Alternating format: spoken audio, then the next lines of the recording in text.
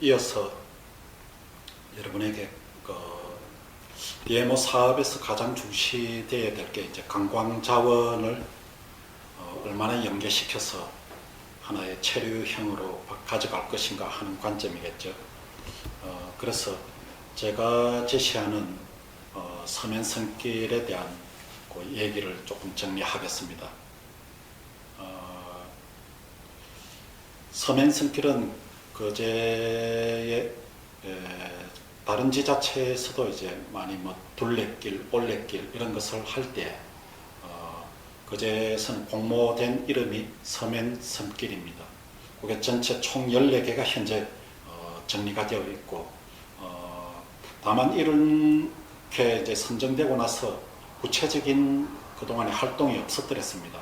해서 저는 그 시에 관련된 위원 활동을 하면서 이 필요성을 굉장히 강조를 했고 그 결과 올해 처음으로 서면선길을 트래킹하는 데에 도움을 줄 교육이 1차 있었습니다.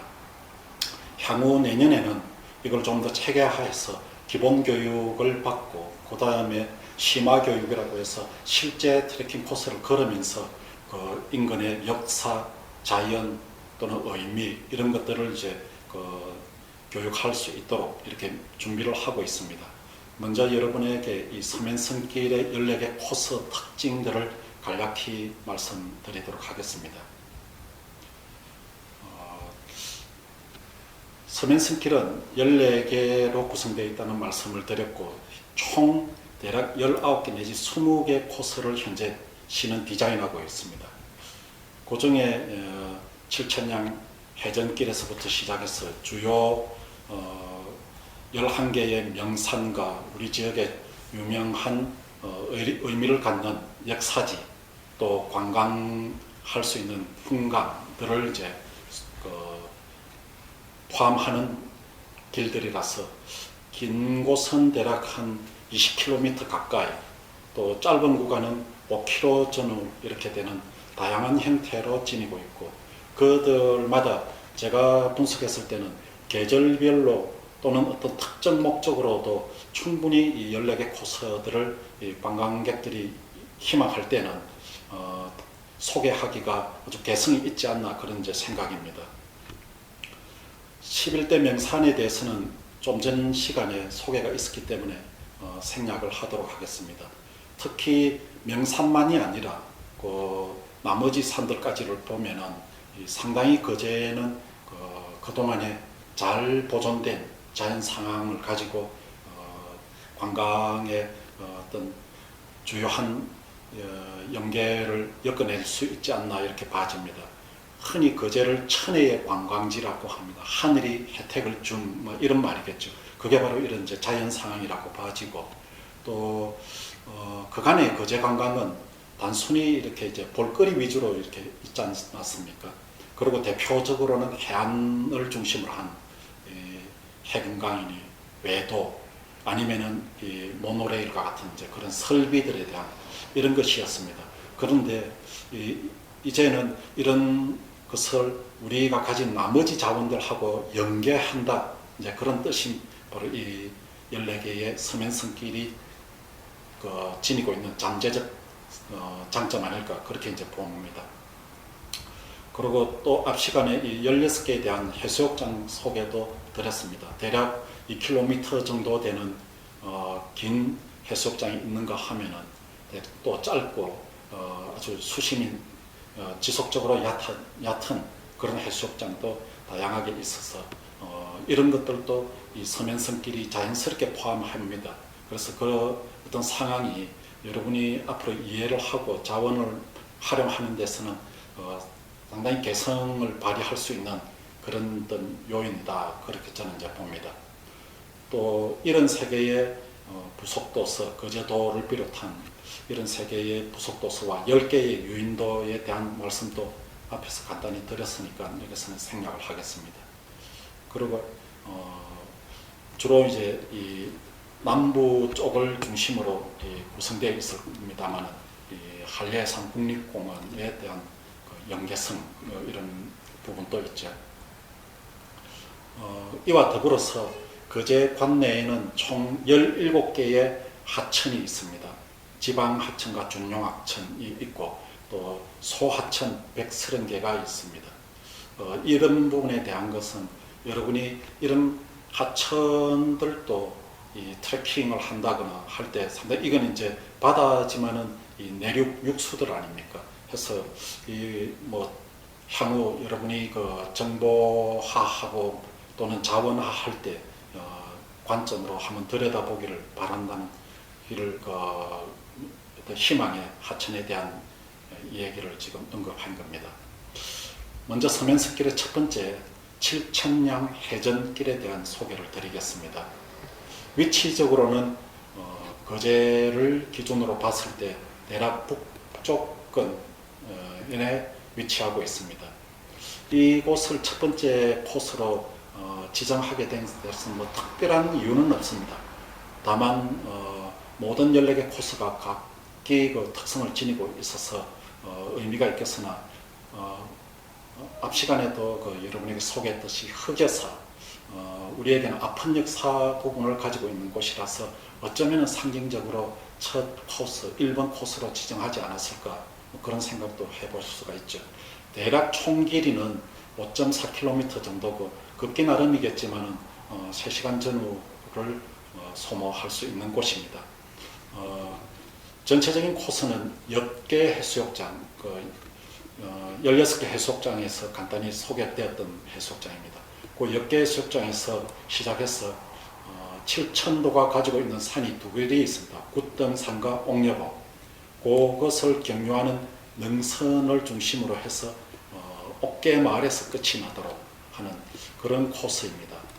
여기에는 계절적으로는 보면은 여름 계절이 괜찮다. 저는 이제 그렇게 봐지고 비교적 짧은 코스니까 그리고 이 험로가 극히 없이 주로 이 산책이 적절하게 이룰 수 있는 가족 단위도 가능한 곳입니다. 또 무슨 차량이 다니는 어떤 도로하고 점해져 있지도 않고 하기 때문에 고요히 어떤 조용한 산책을 즐길 수 있는 코스 중에 대표적이라고 저는 봐집니다. 여기를 할 때는 바로 임진왜란에 대한 배경이 꼭 필요한 곳이라고 봐집니다. 그 부분들까지를 엮어서 이제 칠천량 해전길에 대한 이야기를 좀 더 구체적으로 들어가 보겠습니다. 칠천도는 하천면에 있는 곳입니다. 그리고 북위 35도 정도에 위치하고 있는 곳이라서 사람이 활동하고 자연계가 발전하기가 좋은 북반구에 위치하는 셈입니다. 하천면은 대략 한 1300명 되는 세계의 1300명 정도가 거주하고 계시고요. 칠천도 자체는 3개의 리로 구성되어 있습니다. 언리, 대곡리, 영구리. 물론 이 칠천량 해전길은 이런 마을들을 직접 통과하지는 않습니다. 능선을 따라서 이동하고 있기 때문에. 그러나 이제 그쪽에 초입 부분 또는 끝나는 부분 내지는 걷는 동안에 자연스럽게 아래로 보이는 마을들이 있어서 대략 3개의 리에 10개 자연계 마을을 지나치는 그런 코스가 되겠죠. 거제의 73개 부속도서 중에서 가장 넓은 곳입니다. 대략 한 10평방킬로미터이고 순환길로 보면은 약 한 100리 정도 되는 36.9km 정도의 길이를 가지고 있어서 드라이브 코스로도 해안을 따라 움직이기에는 상당히 좋습니다. 높낮이가 극히 없고 계속 바다를 바라볼 수 있는 그런 어떤 도로가 형성되어 있습니다.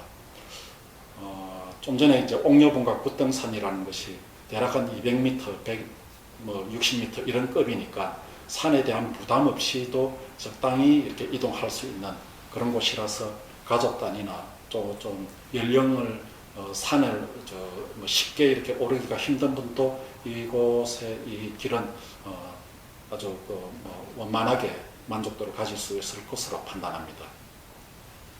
과거에는 이 온나무가 많고 바다가 고요하다라는 뜻으로 칠천도라고 불려졌습니다. 그리고 한때는 동섬이라 해서 이 주변 어장들이 상당히 좋았던 것으로 확인되고 있습니다.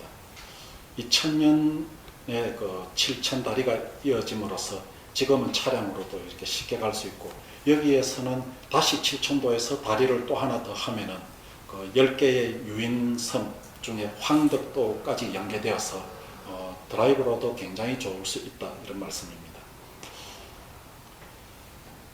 그 다음에 이제 어온리라는 그 아까 본 세 개의 리가 있던 중에 어온리가 바로 칠천량 해전에 아주 격전을 했던 지역입니다. 특히 그 엽계 해수욕장, 여기로서 이제 그 조선 수군들이 피신하면서 사실상 조선 수군은 끝을 내는 그런 단계로 이제 들어가게 됩니다. 물론 이때 뭐 나중에 소개될 기회가 있을 것입니다만은, 이순신은 그때 이 감옥에 투옥대가 있었죠. 그랬다가 이 삼도수군 통제사인 원균이 이 전투에서 이제 사망하자 다시 선조는 이순신에게 삼도수군을 맡기게 됩니다. 그때 조선 수군은 대패했고, 뭐 사실 90% 이상이 다 이렇게 파손되고 거북선마저도 여기서 이제 깨어진 걸로 확인이 되는데, 그런데 이 12척이 전투에 참여하지 않고 미리 도망을 가버립니다. 그게 여러분이 아시고 있는 유명한 신에게도 12척이 아직 있다라는 말이 나오게 된 배경이 바로 이 칠천도 해전, 칠천량 해전입니다. 여기는 그 부속 섬으로서 시릉섬과 등용도라는 섬이 또 다리로부터 그렇게 떨어지지 않는 곳이 자그마한 섬들이 있고, 이때 그 섬들에는 왜군들이 직접 주둔한 흔적들이 지금도 남아 있습니다. 또 황덕도를 이 칠천도에서 이어서 가실 수가 있다고 말씀드렸는데, 최근에는 또 조그마한 무인도 수야방도라는 곳이 아치교가 형성되면서 산책과 더불어서 휴식을 할 수 있는 조그마한 섬도 개발되어 있습니다.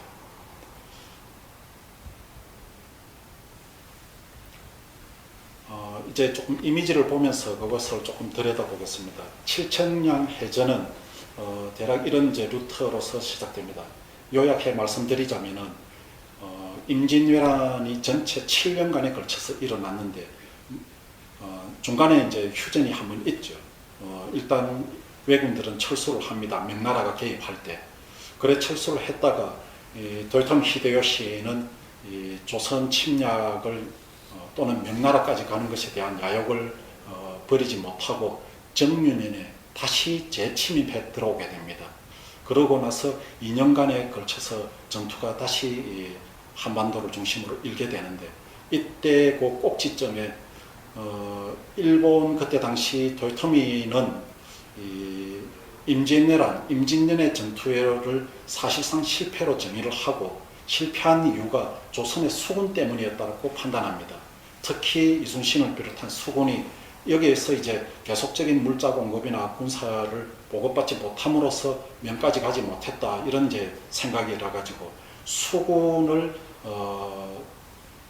완전히 백자시키는 이런 이제 전략을 아주 준비해서 정윤년에 다시 이제 한반도로 치고 들어온 거죠. 일본이 뭐 임진년에도 그랬고 정윤년에도 그렇지만 동네, 지금의 부산을 중심으로 거점으로 이렇게 이제 왜군들이 들어옵니다. 그래서 이 부산 일대는 임진왜란 7년 동안 뭐 완전히 일본 왜군들의 늘 장악되어 있는 곳이었습니다. 거기서 가장 가까운 곳이 이제 바로 거제도니까, 여기는 사실상 일본 왜군들의 주요 거점지일 수밖에 없었습니다.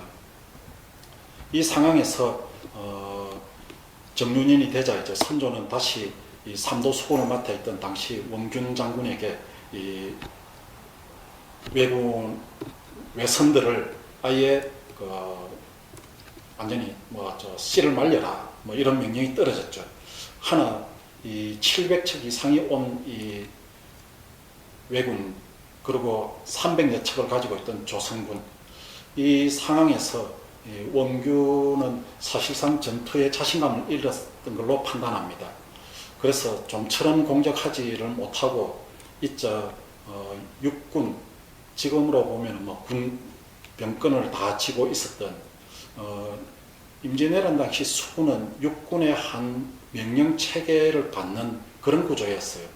그 육군을 책임지고 있던 분이 건율 장군인데, 이 건율 장군이 나름 다시 이제 정유년에 쳐들어 일본이 왔다 하니까 합천 인근으로 내려오게 됩니다. 그 건율에게도 수군의 부산으로의 공격에 명해졌다는 그 명령을 받고 있었겠죠. 그래도 이 원균으로서는 공격을 쉽게 하지 못하자 건율은 원균을 불러서 문책을 합니다. 그 문책을 당한 원균이 돌아와서 나름 성품을 갖춘 이가 되다 보니까 총공격을 결단하고 부산 쪽으로의 진격을 시도합니다. 그때 그 배설 장군이라는 수군 중에 한 분이 12척의 배를 가지고 뒷전에 있다가 피신해 버렸다는 것입니다. 그리고 이 원균은 그때 조선 총 병력을 끌고 가덕으로 이동을 합니다. 가덕으로 이동해서 공격이 여의치 못하고 물이 부족해서 다시 되돌아오는 길에 일본의 습격을, 왜군들의 추격을 받게 됩니다. 해서 칠천도에서 조선 수군이 전멸하는 기록을 정리해 보면은 수군이 2만 명이니까 사실 전부였던 것 같습니다. 물론 배설 장군을 중심으로 도망간 12척을 제외하고, 그래서 개멸되어 버리는 이런 아픈 역사를 지니고 있는 것이 칠천도이고 칠천량 해전으로 불리고 있습니다. 그런 상황이고, 좀 전에 그 두 개의 부속도서를 간단히 소개해 드리면서 수야방도라는 곳에 말씀을 드렸는데, 이게 지금 수야방도입니다. 그리고 아치교가 있고, 물이 많이 빠질 때는 이 아래로 걸어서 갈 수가 있습니다. 그래서 좀 신비로운 곳이라서 앞으로 많이 소개가 될 또 충분하다, 그런 가치가 있는 곳이라고 봅니다. 칠천도는 전반적으로 이 두 개의 산으로 구성되어 있어서 그 산 능성을 따라서 이동하는 게 칠천량 해전길이라고 부른다고 말씀드렸죠. 그때의 대목들이 이렇습니다. 대나무 숲도 지나게 되고, 옥녀봉 정상에는 팔각정이 있어서 휴식도 적절히 하실 수가 있습니다.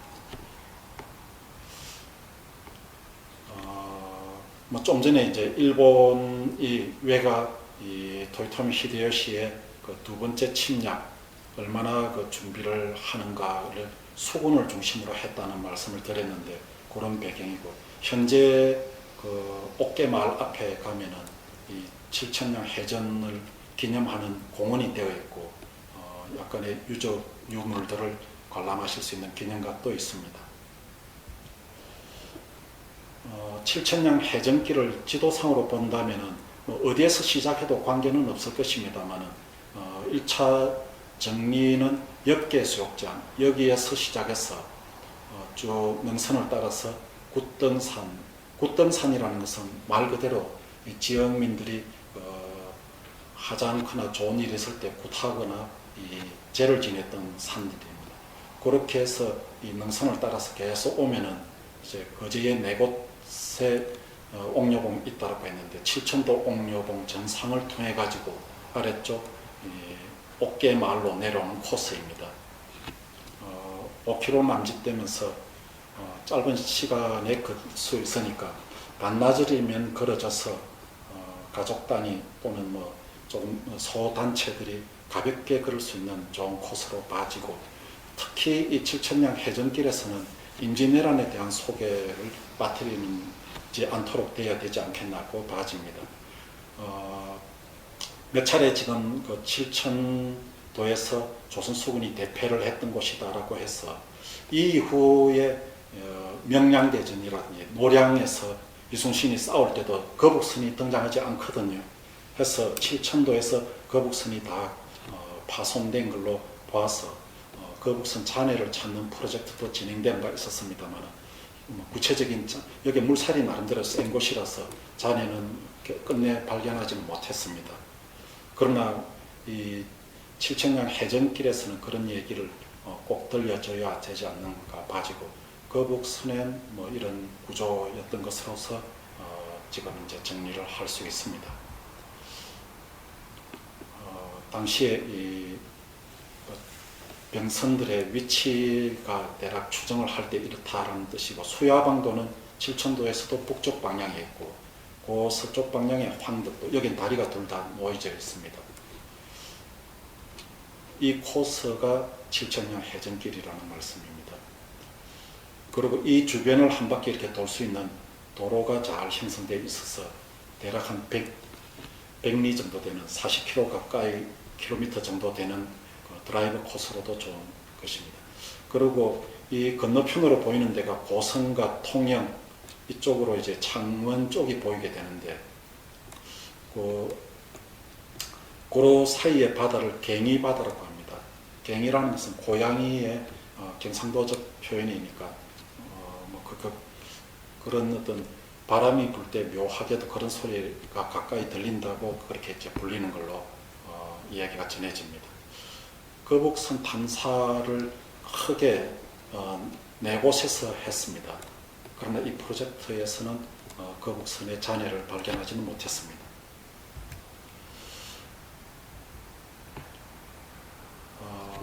몇 개의 해수욕장이 나와서 해수욕장 소개를 드려야 되는데 이미 여러분은 그 앞 시간에 16개에 대한 해수욕장에 대한 소개를 들었기 때문에 생략을 하겠습니다.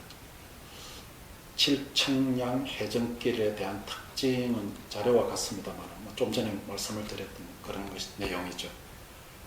다시 말씀인데 여기는 숲길을 걸어갈 수 있거나 또 굿등산 인근에서는 대나무 숲이 잘 형성되어 있어서 어느 계절에라도 좋지만은 한여름에도 그늘 속으로 걸을 수 있는 특징을 지녔다고 봐집니다. 그래서 사계절제라도 역사를 좀 고민하고 생각하면서 가볍게 걸을 수 있는 길이 안 되는가 그렇게 판단합니다.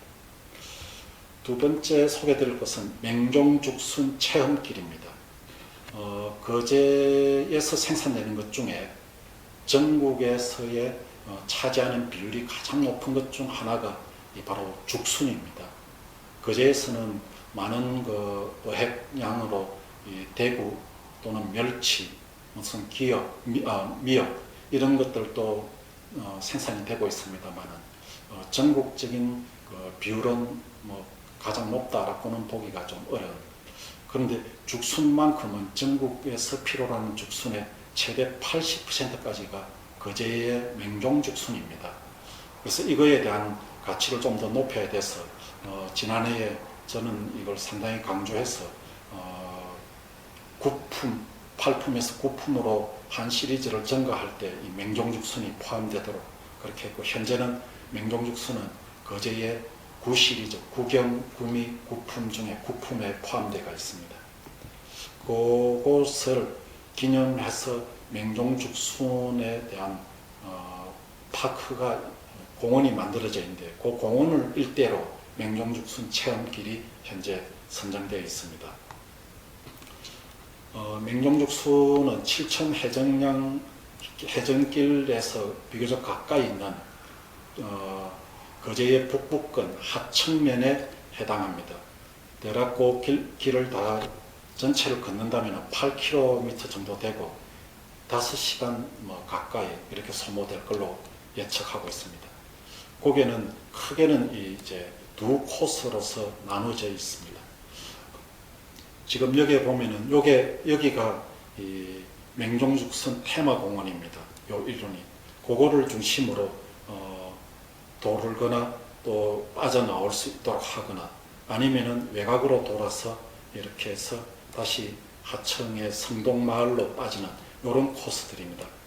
이런 특징은 시간에 따라서 또는 기호도에 따라서 한 구간만을 선택해서 걸어도 좋다라는 그런 이제 특징을 가지고 있죠.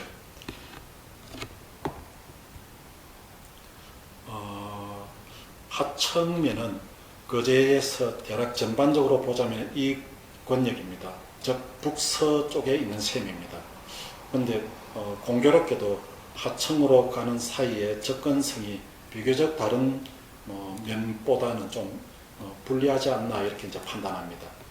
그래서 아주 발달되거나 빈번한 이동이 있는 그런 산업들은 조금 어려웠다라고 판단되고, 대신에 이 삶을 좀 더 개척하기 위해서 과거에 이 맹종죽,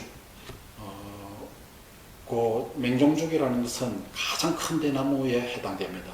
또는 다른 말로는 이제 모죽이라고도 합니다. 그 죽순에 약간 털 같은 형태를 지니고 있어서 털모자 모죽이라고 하는데, 그것을 여기에서 시배하기 시작해서 오늘날 이 하천면은 대부분 맹종죽이 덮여 있는 아주 가치 있는 면으로 발전해가 있고, 좀 전 말씀과 같이 전국 죽순의 가장 높은 비율을 차지할 때는 80%까지 죽순 생산지가 되어 있었죠.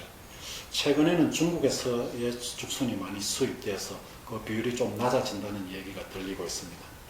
여기는 전반적으로는 좀 전에 1차 코스인 칠천도까지를 해서 한 권역이기 때문에 다양한 관광이나 체험을 할 수 있는 곳이 되어주고 있다고 생각합니다. 하층면에 대한 소개는 자료와 같이 되어 있어서 여러분이 한번 필요할 때는 좀 더 분석하실 필요가 있지 않나 이렇게 봐지고요. 맹종죽, 즉 모죽에 대한 소개를 드리자면은 가장 큰 대나무, 대나무가 오죽이라든지 산죽, 기타 등등 여러 가지가 있겠습니다. 근데 이 맹종죽이 가장 굵기가 또는 높이가 큰 것이라서, 그러다 보니까 자연스럽게 죽순이 클 수밖에 없고, 이 죽순은 사실은 식용하기 위해서는 약간의 독성을 빼기 위해서 삶거나 하게 되는데, 이 껍질을 까고 보면 안에 이제 적은 양이 들어 있습니다. 그런데 이 맹종죽 정도의 큰 굵은 죽순일 때 껍질을 제거하고도 식용할 수 있는 부분이 많기 때문에 대부분의 죽순은 맹종죽으로서 생산하게 됩니다. 일반적인 가는데 나무의 죽순은 사실상 먹을 수 있는 부분이 굉장히 적어요. 그래서 이제 맹종죽 죽순이 전국적으로 가장 알려지게 됐는데, 대략 죽순은 이런 특징을 지니고 있습니다. 맹종죽 테마공원은 입구에서 지금 봤을 때 이런 이 뒤에가 이제 맹종죽순 숲으로 이루어졌으니까 그 숲의 특징으로 단장을 해놓은 곳이고, 비교적 짧은 코스에 해당하지만은 체험을 다양하게 할 수 있도록 만들었다든지 이렇게 해서 지역민들을 비롯한 관광객들이 찾고 계시는 걸로 분석되고 있습니다. 그 일원을 지금 서면성길이 이어져 있다 이런 말씀이죠.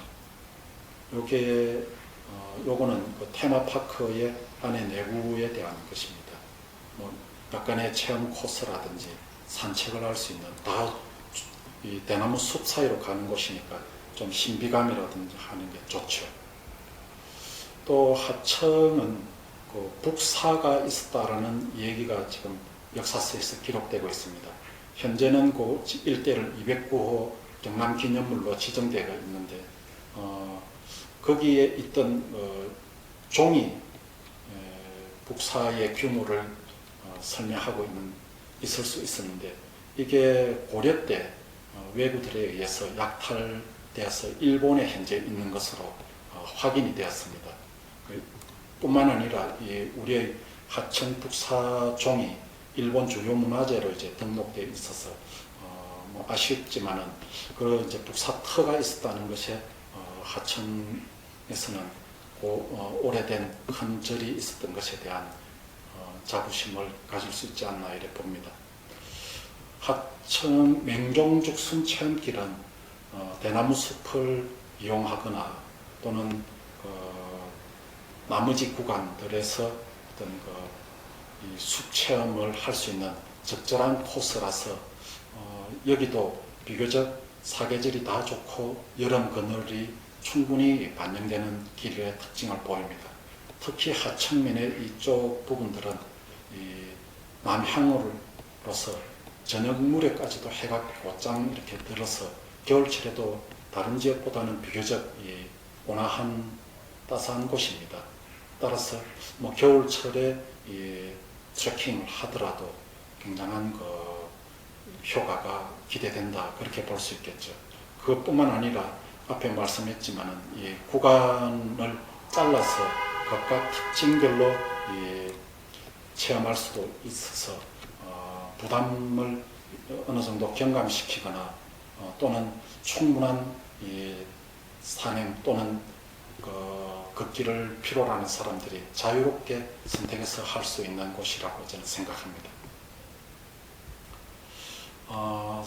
세 번째 이어서 고려촌 문화체험길에 대한 소개를 간략히 드리겠습니다. 거제시는 구면 9동으로 구성되어 있어요. 9개 면과 9개 동으로 되어 있는. 그리고 거제대교, 통영에서 이제 거제로 들어온서 유입해 보면은 크게 길이 양편으로 이제 둘러지게 되는데, 왼쪽으로 따라오면은 사등면 그리고 고현로로 접근하게 되고, 오른쪽으로 가면은 둔덕면, 거제면 이렇게 이제 연결되죠. 그 오른쪽 방향에 첫 번째 만나는 면이 둔덕면입니다.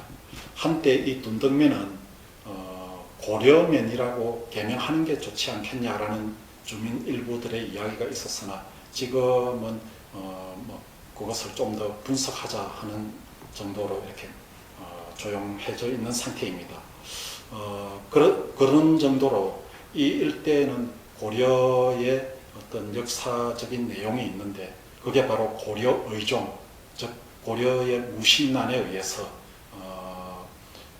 폐위가 되었던 의종의 이 유배와 같은 곳이, 유배를 3년간 했던 곳이 바로 이 둔덕면 일대입니다. 그곳을 역사적 구역들을 걷고, 또 여기에는 성이 있는데 그걸 둔덕기성, 신라시대의 성입니다. 그리고 이후에 이 의종이 폐위가 돼서 왔을 때 거기서 조금 자신의 안녕을 위해서 조금 더 개축이 있었겠죠. 그거를 폐왕성이라고 부릅니다. 그 둘이 같은 위치에 있는 성인데 사적은 다르게 되어 있거든요. 여튼 그 일원을 체험할 수 있도록 한 것이 고려촌 문화체험길입니다. 조금 소상히 접근해 보면은 총 길이는 16.4km, 대략 산을 중심으로 이렇게 하니까 시간이 좀 더 많이 소모돼서 한 8시간 정도 소요가 되지 않나, 이렇게 이제 판단하고 있고요. 여러분이 여기가 이제 거제대교가 있는 곳입니다. 거기에서 왼편으로 들어오면은 사등면의 일부로 겪게 되는데, 거기에 거제시가 공식적으로 운영하고 있는 관광 안내소가 있어요. 적당한 주차장이 마련되어 있고, 거기서부터 시작하는 걸로 해서 산행을 중심으로 올라와서 둔덕기선, 그리고 임도를 따라서 둔덕면에서 나온 그 예술인 청마 생가를 통해서 다시 삼방산, 이게 이제 11개 명산의 것들이 들어갔지 않습니까? 그까지 가서 삼방산 뒤쪽에 있는 옥동마을에서 끝나는 코스입니다. 그게 대략 한 16km 정도 되고, 주로 산행을 중심으로 하고 있기 때문에 여기는 간단한 산행 준비는 갖추어야 된다라고 봐집니다.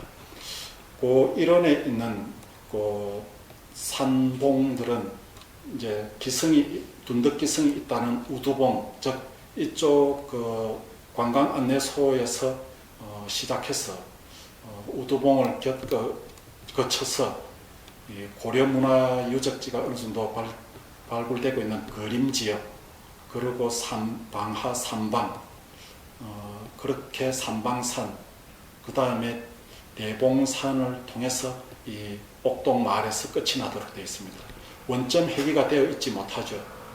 그렇다고 또 되돌아갈 수도 있는 거리라고 할 수 없어서 그런 것이 유념되는 가운데 이 코스를 활용하셔야 될 것입니다. 여기를 갈 때는 고려 역사도 정리가 되어야 되거니와 둔덕면 일원이기 때문에 둔덕면에 대한 이해도 필요로 할 것이라고 봅니다. 둔덕면은 9개 행정리가 있어서 좀 전에도 소개가 됐던 거림, 그리고 방하, 삼방, 수렵 등등으로 이어져 있습니다. 특히 학사는 여기가 이제 거제대교인데 거제대교가 있고 요거는 과거의 거제대교, 구거제대교죠. 어디라도 지금 차량이 가능한데 거기에서 오른편길로 따라오면은 여기서부터가 이제 둔덕면이 됩니다. 특히 학산 뒤에 아사마을이라는 곳이 있습니다. 아사마을에는 거제에도 이 과거 신석기부터 유적지가 있는데 신석기 청동기를 이어지면서 이 거제에는 20여 개의 지성묘, 고인돌이 있습니다. 그 고인돌 중에 아사마을에 있는 고인돌이 가장 큽니다. 그래서 그런 역사적인 배경하고 접근해서 그 둔덕면에 대한 이해가 있으면 좋지 않겠냐라는 말씀이고, 또 앞에 10개의 유인도를 소개드릴 때 화도라는 소개가 있었는데 그게 바로 둔덕면에 지금 행정구역상 소속되어 있습니다. 둔덕면은 거제의 삼현, 세 개의 큰 고을이 있을 때 바로 이 둔덕지성이 들어와서 신라 때부터 둔덕지성은 한때나마 이 거제도의 중심 행정지가 될 때도 있었습니다. 그래서 지금 또 그 둔덕면 그림마을에 가면은 고도 현 치소지, 예전에 이 지역을 다스렸던 공무 공간이 있었다 이런 말입니다. 그런 것이 현재 그 터는 남아져 있고 기록도 확인이 되고 있습니다. 그리고 고려 문화가 이제 폐왕성이라고 가번에 고려 의종의 이야기가 거기에 남겨져 있다는 영역이 있고, 사실은 흔히들 폐왕성과 둔덕기성은 다른 성처럼 여기기가 쉬운데 사실은 동일한 성입니다. 그래서 사적 500구로 선정되어 있는 곳이니까 이름을 혼용해서 부르더라도 다른 곳이지 않다는 인식으로서 이해하셔야 될 것으로 봐집니다.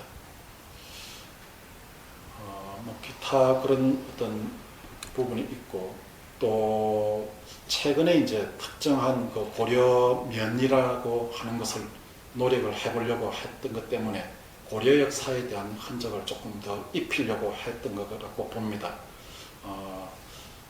그러면서 이제 공주셈이라든지 이런 주장이 있는데 사실은 명확한 근거가 없기 때문에 여러분은 그렇게 분리질 수 있다는 가능성으로 이해하셔야 되지, 역사를 왜곡하는 아직까지 확인 안 된 역사에 대해서는 쉽게 접근해서는 안 되는 그런 것을 선정해 놓고는 있습니다.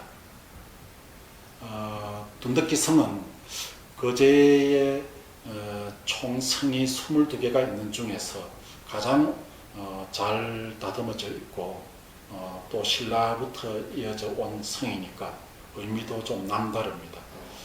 사적으로 지정되어 있으면서 신라 시대 축조 기법을 잘 보여주고 있는 성으로서 대략 7세기니까 1400년 이상 전 아닙니까? 이때 역사적인 가치를 지니고 있는 게 둔덕기성입니다. 그랬다가 고려시대 때 보수가 되고 특히 의종이 폐위가 됐을 때 폐왕성으로 이제 불리면서 두 개의 이름을 지니고 있는 상황입니다. 의종은 3년간 유배가 되어 있었는데 거제에서, 그러나 나중에 보기를 염려한 탓에 이의민에 의해서 경주 쪽으로 끌림을 받고 참혹하게 절명하는 그런 분이었던 것 같습니다.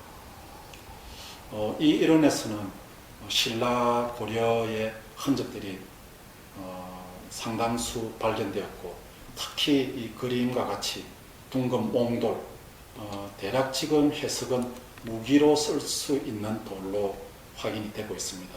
일정한 사이즈의 둥근 돌로서 그걸 석환군이라고 하는데 지금 대략 한 2,000개 정도가 확인이 되고 있습니다. 거제의 성 참 24개의 거제의 성은 5개는 외성으로 지금 정리를 하고 있습니다.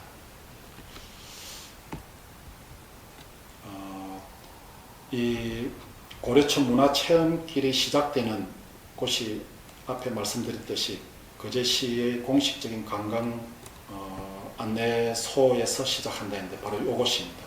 거기는 사실 그 시작되는 부분에 오량성이 있습니다.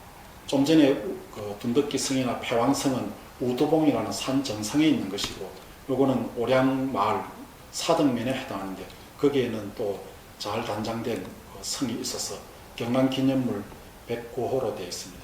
따라서 이 고려천 문화체험길에서는 성에 대한 안내도 있으면 좋지 않겠나 이렇게 봐주고, 이 오량성은 연산군 6년 즉 1500년에 완공된 것으로 역사서에서 남겨져 내려옵니다. 이 두 번째 코스에서는 삼방산이 11개 명산에 들어가 있고, 삼방산 소개를 간단히 드리겠습니다. 높이는 507m. 여러분이 지금 보시면은 요건데 봉우리가 3개가 있어서 한자로 쓰면 이런 글자를 쓰는 꼴과 닮았다. 즉 매산자죠. 그래서 산 같은 산 뭐 이런 게 이제 삼방산이라는 뜻의 이름이 붙이게 된 이유입니다. 거기를 중심으로 이 아름다운 진달래꽃 군락들이 잘 어우러져서 여러 가지 축제라든지 또는 예전부터 마을 사람들이 그곳에서 어떤 놀이문화 이런 것이 있었던 이야기가 전해져 오고 있습니다. 특히 필봉이라고 불리면서 문필가들이 이 아래에서 많이 날 거다라는 이제 전설과 같은 이야기가 있고, 뭐 그런 것을 미루어서 보자면은 청마 유치진이라든지 또는 당대 최고의 문필력을 보였다라고 하는 성파 하동주 이런 분들이 나신 곳으로서 이야기가 받쳐지고 있는 것 같습니다. 또 이 삼방산에는 지우대사와 어루 그리고 원묘 스님이 등장하는 아슬한 전설 이야기가 있습니다. 거제학개론이라는 책 403페이지에 이 전설은 있으니까 여러분이 참조해 보시기 바라고, 또 하나의 전설 공시 할머니의 벼락바위라는 곳도 있어서 이 산에는 나름 얘기가 많이 숨어져 있고, 이런 것은 잘 따듬어진다면 좋은 스토리텔링의 감이 될 것으로 판단합니다.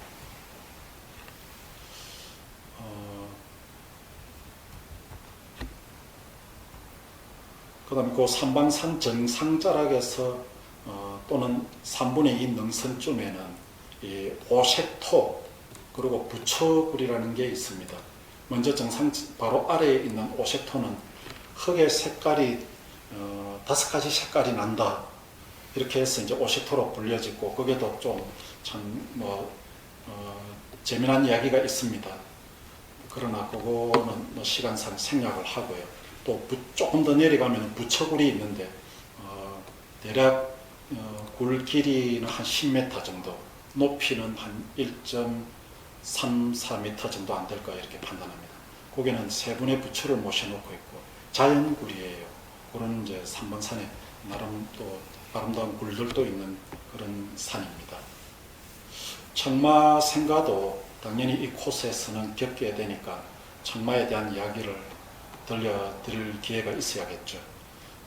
다만 아쉬운 것은 이분의 친일적 행각이 나오면서 조금 그런 거 있으나 뭐 그거는 그분의 가치적 판단의 또 하나라고 봤을 때 예술은 예술로 다룰 수도 있지 않을까 조심스럽게 그런 이야기를 합니다. 청마는 생가가 태어나신 곳이 통영이냐 거제냐 이런 시비가 있어서 대법원 판결까지가 필요했던 것이 있었죠. 대법원 판결은 통영, 거제 다 생가를 주장해도 타당하다 이렇게 이제 정리가 됐습니다. 왜 그런가 하면은 청마 선생이 태어날 때 이 거제는 행정구역상 통영이었어요. 따라서 통영에서 태어났다고 그때는 정리가 안 됐겠습니까? 그래서 너무 민감한 시비에는 빠질 이유가 없다고 봅니다. 요거는 청마 선생의 부모님 산소고 요 뒤에가 청마의 산소가 있는 곳입니다. 고려천 문화체험길은 대략 좀 전에 간단히 소개드린 바와 같이 그런 산 또는 역사적 배경 이런 것이 소개되면서 비교적 14개 서면성길 중에서 좀 긴 구간 16km 정도를 보여주고 있는 구간이고 산행이 중심이 되어서 어느 정도는 준비가 필요한 길이 아닌가 그렇게 생각합니다. 여기서 이 시간은 잠시 마무리를 하고 조금 다음 시간에 네 번째 계룡산 둘레길부터 나머지 코스들에 대한 소개를 또 이어가도록 하겠습니다. 감사합니다.